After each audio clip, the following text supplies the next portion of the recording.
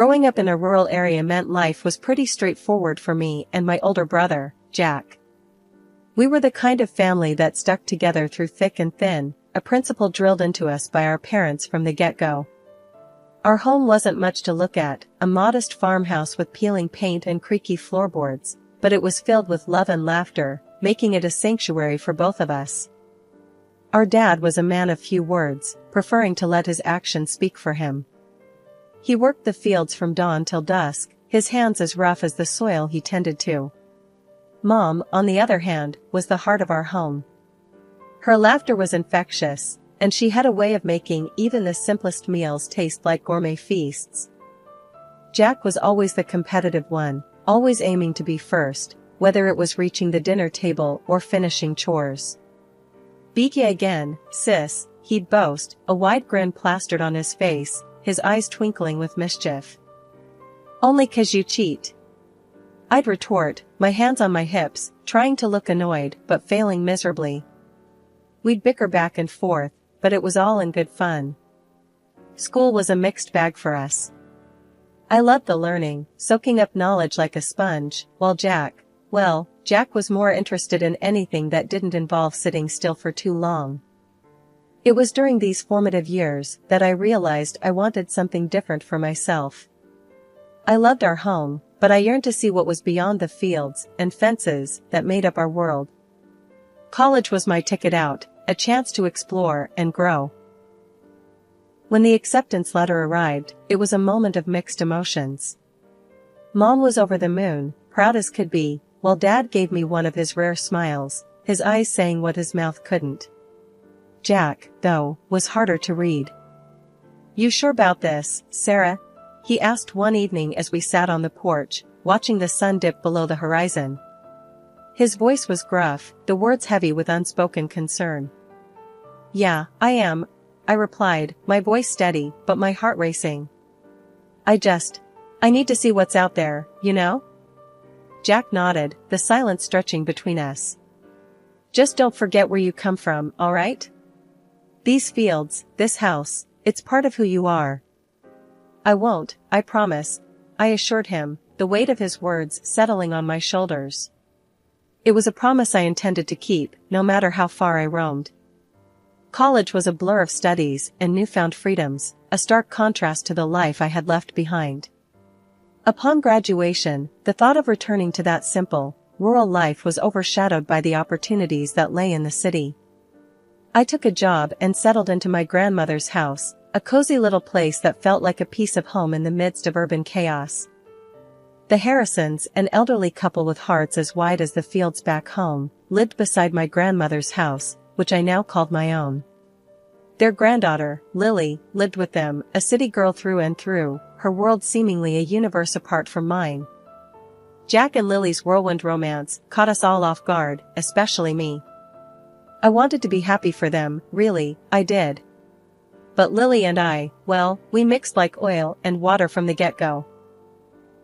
One evening, during a family dinner I hosted at my grandmother's house, the tension reached a boiling point.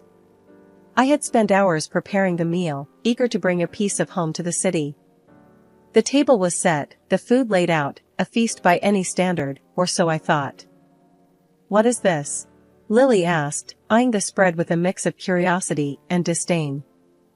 "It's dinner," I said, trying to keep the annoyance out of my voice. "Mom's recipes. Thought it'd be nice to have a taste of home." Jack dug in, praising the flavors, but Lily pushed her food around her plate, barely taking a bite. "It's quaint," she finally said, her tone implying anything but. I clenched my jaw, feeling my temper rise. "Quaint?" I echoed, my voice sharper than I intended. "It's home cooking. Real food, not some overpriced dish from a fancy restaurant." Jack shot me a look, a silent plea to keep the peace, but I was past caring. "What's wrong, Lily? Not to your taste?" Lily set her fork down, her lips a thin line. "I just prefer food with a more refined palate," she said, each word dripping with condescension. The meal ended in awkward silence, the unspoken words hanging heavy between us. It was clear Lily and I were from two different worlds, and neither of us was willing to bridge that gap. Life had a way of throwing curveballs, but nothing could have prepared me for the news that shattered the ordinary flow of my days. Mr. Harrison, Lily's grandfather, had been involved in a serious car accident. I remember standing in my kitchen when Jack called. The moment I heard his voice, thick with emotion, I knew something was terribly wrong. "Sarah, it's Mr. Harrison, he didn't make it," Jack said in a strangled voice. My heart sank, and for a moment, I couldn't speak. Mr. Harrison had been like a second grandfather to me, always there with a story or a joke, his eyes twinkling with mirth. "We need to be there for Mrs. Harrison. She's all alone now," I finally said, my voice barely above a whisper. "Yeah, I know. The funeral's tomorrow.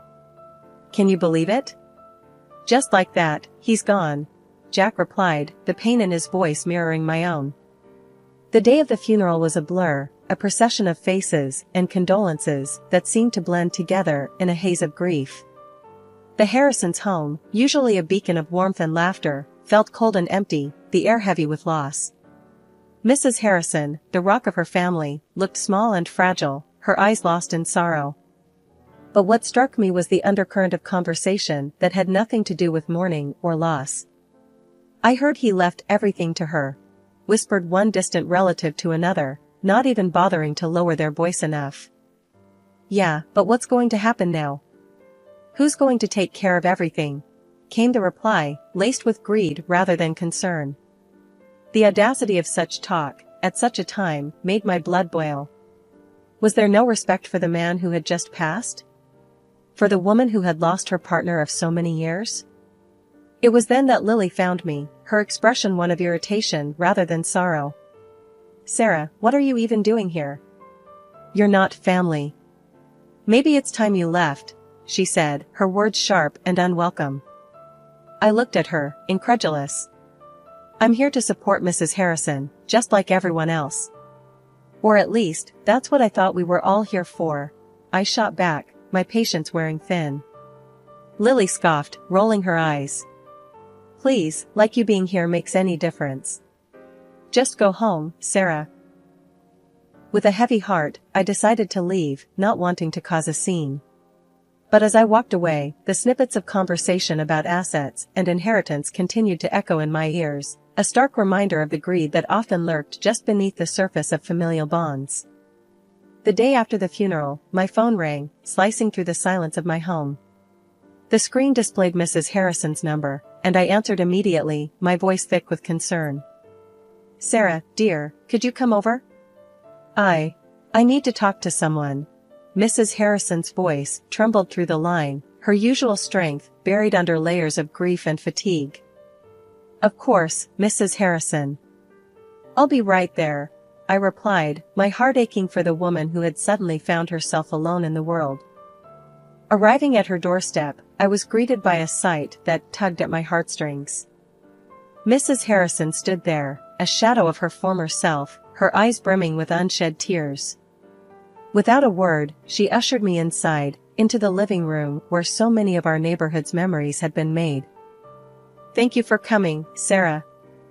It seems you're one of the few who truly cares," she began, her voice laced with a sorrow that resonated deep within me. "It's what neighbors are for, Mrs. Harrison. How are you holding up?" I asked, though the question felt inadequate against the magnitude of her loss. She sighed, a long, weary exhalation that seemed to carry the weight of the world.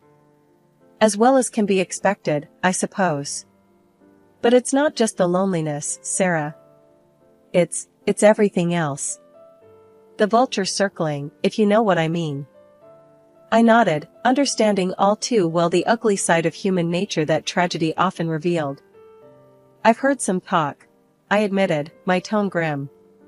"People can be so cruel, greedy? Yes, they can. And they are," Mrs. Harrison cut in, her words sharp with a bitterness that surprised me. "But that's not why I asked you here." She paused, gathering her thoughts, and when she continued, her voice was steadier, imbued with a resolve that belied her frail appearance. My husband left everything to me, Sarah. The house, the savings, everything. And now, everyone's got their eyes on what they think they're owed. I reached out, placing a comforting hand over hers. But you're right, Mrs. Harrison. He wanted you to have it. Yes, he did. And I intend to honor his wishes. But, Sarah, there's something else. She hesitated, her gaze locking with mine, a silent plea for understanding. I need someone I can trust, someone outside this madness. And I think that's you. Before I could respond, the sound of the front door slamming echoed through the house, and footsteps approached. Lily appeared in the doorway, her eyes narrowing as they landed on me. What are you doing here? She demanded, her tone as cold as ice. I was just checking on Mrs. Harrison, I replied, my patience wearing thin at her constant hostility. Lily scoffed, dismissing my words with a wave of her hand. Well, you've checked. Now leave. We have family matters to discuss. Mrs. Harrison stood up, her stature small, but her presence commanding. Lily, Sarah is here because I invited her. She's been more of a family to me lately than my own blood. The tension in the room was palpable, a standoff between the grieving widow and the entitled granddaughter-in-law. But before the situation could escalate further, I decided to take the high road. I'll go, Mrs. Harrison. But please, call me if you need anything at all, I said, offering her a reassuring smile. In the 6 months following the uncomfortable confrontation at Mrs. Harrison's, my life seemed to drift back into a semblance of normalcy, at least on the surface. The once frequent visits to Mrs. Harrison's home ceased almost entirely. Whenever I tried calling her, I was met with the cold, impersonal tone of a disconnected line. Jack and Lily, meanwhile, became distant figures, their lives seemingly moving on without a backward glance towards me. Jack even went as far as to tell me not to call him anymore, a request that stung more than I cared to admit. One evening, I saw Mrs. Harrison and Lily near my house. The sight of Mrs. Harrison shocked me. The vibrant, spirited woman I remembered had been replaced by someone much frilier, her face drawn and pale, her body seemingly weighed down by more than just age. Mrs. Harrison, what happened? Are you all right? I asked, my concern mounting at the sight of her. Lily, ever the gatekeeper, was quick to answer. We're making some repairs at the house. It's going to be dusty, and I don't want Grandma breathing all that in. Thought she could stay with you for a bit, she explained, her tone suggesting this was more of an imposition than a request. Despite the surprise, I didn't hesitate. Of course, she can stay here. For as long as she needs, I said, turning to Mrs. Harrison with a reassuring smile. Lily didn't waste any time. Almost immediately, she brought over a few small bags containing Mrs. Harrison's essentials. The repairs should only take a couple of months. I'll give you a call when it's all clear for her to come back, she said, her voice carrying a finality that suggested the topic was not open for discussion. The moment Mrs. Harrison crossed the threshold into my home, something shifted. It wasn't just a physical move from one place to another, it was as if she was stepping out of a shadow that had held her captive far too long. When she sat down, the dam broke, and her tears flowed freely, each one a testament to the silent struggles she'd endured. Wrapped in a hug, Mrs. Harrison's voice was muffled, but her words were clear enough to send a chill down my spine. I've been living like a prisoner, Sarah. Couldn't step outside without asking, like I'm some kind of hostage in my own home. Night after night, those parties, the noise. And there's no repairs, none. It's all a sham. Lily, she wants me gone. Hearing her speak, my heart sank. Mrs. Harrison, the woman who'd always greeted me with a smile, had been suffering in silence, tormented in what should have been her sanctuary. This is unbelievable, I found myself saying, anger simmering beneath my shock.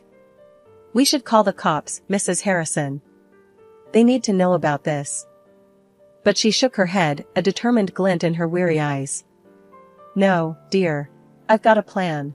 A better one. But I need your help. Can you call my lawyer? Ask him to come here? Her request took me aback, but I nodded. Of course, I'll call him first thing. As promised, I reached out to her lawyer, a man Mrs. Harrison had trusted for years. When he arrived, I offered them privacy, stepping away as they delved into discussions I wasn't privy to. Their murmured conversation, though inaudible, was a clear sign of the wheels of justice beginning to turn. Months had passed since Mrs. Harrison moved into my home, and the so-called repairs on her house showed no signs of progress. The silence on Lily's end was deafening, and my patience was wearing thin. Mrs. Harrison, for all her gratitude for my shelter, carried a sadness in her eyes that spoke volumes of the situation's toll on her. One evening, as Mrs. Harrison and I sat in the living room, a rare moment of peace enveloping us, I decided it was time to address the elephant in the room. Mrs. Harrison, something's not right. There's been no word from Lily, and your house, it looks untouched. Are you sure there's really repairs going on? I asked, the concern evident in my voice. She sighed, a deep, weary sound that seemed to carry the weight of her worries. I've had my doubts, dear. But what can I do? I'm just an old lady, and they've made it clear I'm not welcome in my own home. Her words stirred something within me, a fierce determination I hadn't known I possessed. Well, I'm not just going to sit back and watch this happen. It's time we found out what's really going on, I declared, my resolve hardening. The following day, I made my way to Mrs. Harrison's house. The sight that greeted me was exactly as I had feared. The house was silent, no workers in sight, no signs of any ongoing repairs. Just as I was about to leave, Lily and Jack pulled up in their car. The look on Lily's face when she saw me was a mix of surprise and irritation. Sarah, what are you doing here? Spying on us now? Lily snapped, her tone accusatory. I'm not spying. I'm looking for answers. Mrs. Harrison deserves to know what's happening with her house. I shot back, my patience wearing thin. Jack, who had been silent up to this point, finally spoke up. Look, Sarah, this doesn't concern you. Just leave it be. I couldn't believe what I was hearing. Doesn't concern me? Mrs. Harrison is living with me because you two claimed her house needed repairs. But I don't see any repairs happening. Lily rolled her eyes, clearly unimpressed. Well, plans change. We've decided to do the repairs later. Grandma can stay with you a bit longer. That's not your decision to make. It's her house, her life. You can't just uproot her because it's convenient for you, I retorted, anger boiling within me. Jack stepped forward, trying to play the mediator. Sarah, let's just calm down and talk about this. We don't want to make a scene. A scene? You're the ones making a scene of her life. I won't stand by and watch you treat Mrs. Harrison like this, I declared, standing my ground. The conversation went back and forth, but my mind was made up. Mrs. Harrison had been through enough, and it was time someone took a stand for her. The next day, my phone rang. The screen flashed Lily's name, and a knot formed in my stomach before I even answered. What she asked next sent shockwaves through me. Look, I need a favor. Big one. Confirm Grandma's lost it, you know, mentally. Say she needs to be in a home. I'll make it worth your while, 10 grand. Lily's voice was all business, cold and calculating. I felt my blood boil. Are you out of your mind? You think I'd sell out Mrs. Harrison like that? For money? I was seething, barely containing my anger. Just think about it, okay? It's easy money, she pressed, clearly not understanding the gravity of her request. Think about it? No, you listen, and you listen good. This is sick, Lily. Don't you ever ask me to do something like this again. Ever. I snapped back, my words laced with disgust. I ended the call, my hands trembling with rage. How could she? How could anyone be so heartless? When I told Mrs. Harrison about the call, I expected anger, maybe shock. But she just nodded, her expression resigned. I'm not surprised, dear. It's been clear to me for a while now. They see me as nothing more than an inconvenience. An obstacle to their greed. Her calmness in the face of such betrayal was both heartbreaking and infuriating. They don't deserve you, Mrs. Harrison. Not a bit, I said, my voice thick with emotion. It's all right, Sarah. I've made my peace with it. In fact, I've already taken steps to ensure they can't harm me further, she revealed, a hint of defiance in her tone. What do you mean? I asked, curious despite the heaviness in my heart. I've transferred everything, my house, my savings, all of it, to you. Left just enough for myself to cover a stay in a nice nursing home, one that I picked out. But after what Lily just tried to pull. Maybe I rushed that decision, she explained, her eyes searching mine for understanding. I was floored. Mrs. Harrison, why me? You barely know me. Because you showed me kindness when they showed me greed. You offered me a home when they tried to take mine away. You're my family now, Sarah, in every way that matters, she said, her voice steady and sincere. The weight of her words, of her trust, was overwhelming. You don't have to go to any home, not if you don't want to. Stay here, with me. We'll figure this out together, I offered, more determined than ever to protect her. Mrs. Harrison smiled, a genuine smile that reached her eyes. I'd like that very much, dear. Thank you. The day Mrs. Harrison asked me to gather all her relatives at the lawyer's office, I knew we were on the cusp of a seismic shift.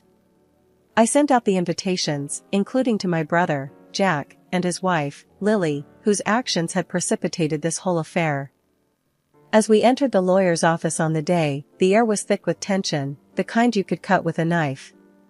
Mrs. Harrison, frail, but fierce in her determination, held on to my arm, drawing strength from my presence.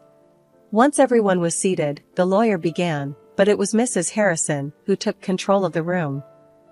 I brought you all here to announce my decision, she started, her voice stronger than I'd heard in months. Over the past few years, I've seen true colors shown, care withheld, and greed run rampant in this family.